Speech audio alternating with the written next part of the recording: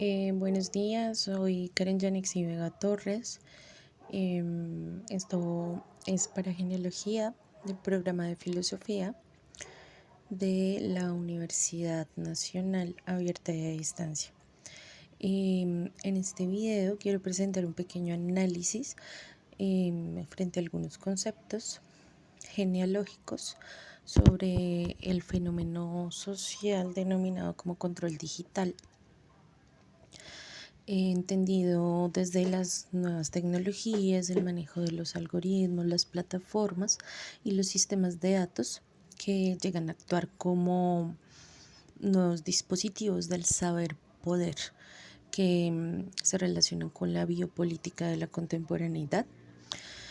La idea es presentar una perspectiva de la teoría de Foucault, actualizada en autores como Farran, Fortanet, Prosorov y Triana, que nos van a permitir comprender un poco más cómo se transforma la perspectiva de la vigilancia y la regulación en la vida en torno a la producción de subjetividad.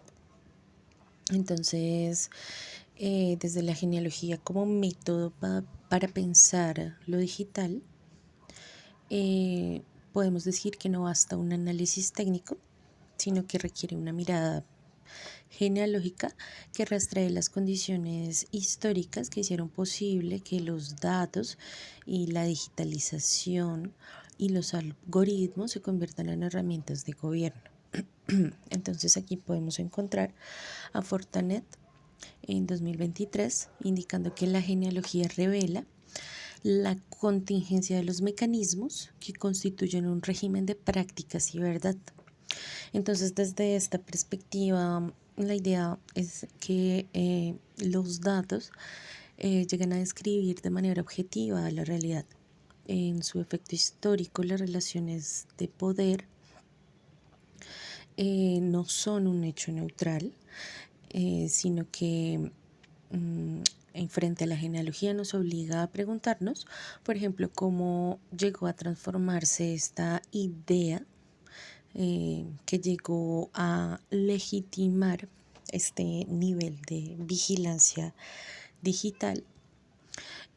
También nos podemos plantear qué luchas, qué accidentes o qué razón permitió que se diéramos masivamente esta información y cómo se articula un discurso donde se busca una transparencia, una eficiencia y una justificación de la seguridad para la extracción de este tipo de datos.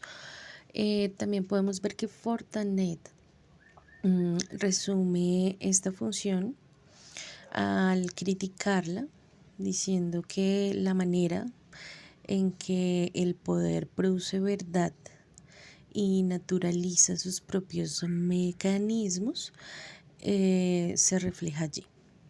Básicamente esto se aplica al control digital. La genealogía muestra cómo el poder tecnológico se legitima y a través de verdades que producen los algoritmos o la estructura algorítmica. Entonces también encontramos conceptos como el saber poder, que tiene que ver con el manejo de las bases de datos y el correspondiente régimen nuevo de lo que se considera lo verdadero. En el control digital, el entrelazamiento entre saber y poder llega a adoptar nuevas formas, como lo señala Farfán en 2024. Los saberes llegan a clasificar a las sociedades, no describen realidades, sino que producen materialmente las diferencias y jerarquías sociales. Bueno, esto lo podemos observar en los algoritmos que nos regulan el contenido que observamos en las aplicaciones, por ejemplo, como las redes sociales, en el uso del sistema para el crédito social o económico, en el desarrollo de métricas para el desempeño de la productividad y la vigilancia predictiva. Entonces, básicamente acá se construyen categorías en torno a conceptos como riesgo, confiabilidad, la normalidad, la amenaza. Básicamente lo importante es saber que el algoritmo funciona como un nuevo régimen de verdad. Aquí se toma una decisión automatizada que se presenta de manera objetiva y hace pensar que es algo inevitable, ¿sí? Que ya está ahí, que es natural, aunque esté profundamente estructurada por los intereses del poder, que son económicos y políticos. Entonces, el manejo de estos datos convierte la vida cotidiana en una fuente continua de información que es útil para el poder o para el gobierno. Entonces, el saber poder digital viene a ser cuantificador y podría decirse normativo. Entonces también podemos observar que en la biopolítica digital hay un gobierno de la vida que se traduce en los datos y en el manejo de las emociones. Básicamente la población es administrada a través de los patrones de datos, de movilidad, de consumo, de emociones, de interacciones que se fundamentan en la noción de psicopolítica que, bueno, desarrolla Prosorov en el 2020. Él afirma que la psicopolítica, en la psicopolítica el gobierno se dirige a la subjetividad regulando afectos, regulando las expectativas y los comportamientos desde dentro. Entonces acá pues encontramos esto en las plataformas digitales, como las redes sociales, las aplicaciones que buscan una sensación de bienestar, los sistemas de monitoreo. Esto nos modela emocionalmente, modela nuestros afectos y nuestras conductas.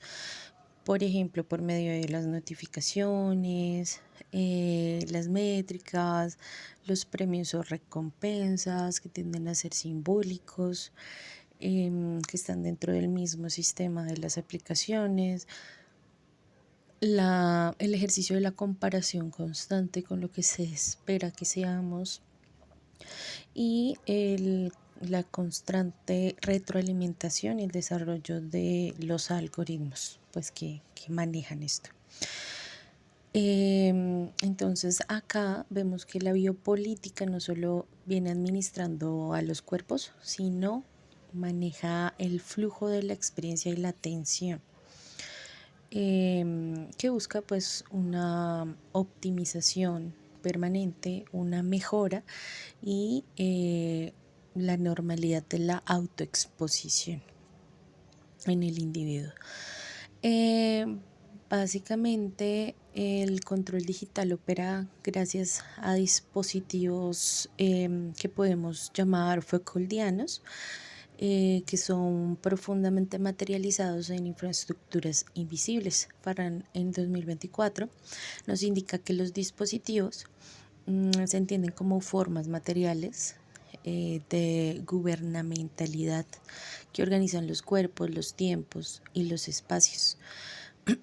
En este caso, bueno, los dispositivos producen los modos de vida, determinan así pues qué vemos, qué sabemos, cómo trabajamos, cómo nos relacionamos y cómo se evalúa nuestra conducta. Básicamente se ven conceptos como que capturan, predicen y moldean.